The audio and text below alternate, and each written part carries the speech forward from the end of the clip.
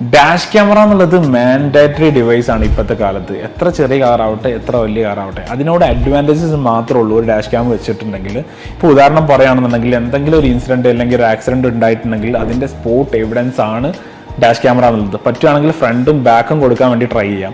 അപ്പോൾ ഉദാഹരണത്തിന് നമുക്ക് ആ ഒരു ഇൻസിഡൻറ്റിൽ രണ്ട് രീതിയിൽ അത് യൂസ് ചെയ്യാൻ പറ്റും. ആക്സിഡൻറ്റ് പറ്റിയാൽ നമ്മുടെ സൈഡിൽ തെറ്റൊന്നും ഇല്ലെങ്കിൽ അത് ചൂണ്ടിക്കാണിക്കാൻ വേണ്ടി ഡാഷ് ക്യാമറയിലെ വിഷ്വൽസ് യൂസ് ചെയ്യാം.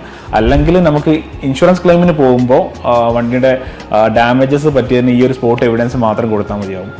അതുപോലെ തന്നെ നിങ്ങൾ റീസെൻ്റ്ലി ഒരുപാട് സോഷ്യൽ മീഡിയയിലൂടെ ഒരുപാട് വാർത്തകൾ കണ്ടിട്ടുണ്ടാവും. നമ്മുടെ നൈറ്റ് ഡ്രൈവിൽ അതർ സ്റ്റേറ്റിലേക്കൊക്കെ പോകുമ്പോൾ നൈറ്റ് ഡ്രൈവിൽ ഹൈവേ റോബറി കാര്യങ്ങളൊക്കെ വണ്ടി ക്രോസ് ചെയ്തിട്ട് നമ്മുടെ തെഫ്റ്റ് അറ്റംപ്റ്റ് ഒക്കെ നടക്കുന്നത്, അതിനൊക്കെ സ്പോട്ട് വിഷ്വൽസും എവിഡൻസും നമുക്ക് ഈ ഒരു ഡാഷ് ക്യാമറയിൽ നിന്ന് കിട്ടും. മാത്രമല്ല റീസെൻ്റ്ലി നിങ്ങൾ സോഷ്യൽ മീഡിയയിൽ കണ്ടിട്ടുണ്ടാവും നമ്മുടെ കാർ ഓടിക്കൊണ്ടിരിക്കുക ആൾക്കാർ അതിലേക്ക് വന്ന് വീണിട്ട് അതിന് നഷ്ടപരിഹാരം ചോദിക്കുക, അവിടെ ഒരു ഇത് കോൺഫ്ലിക്റ്റ് നടക്കുന്നത് കണ്ടിട്ടുണ്ടാവും. അതിനൊക്കെ എവിഡൻസ് ആണ് ഈ ഡാഷ് ക്യാമറ എന്നുള്ളത്.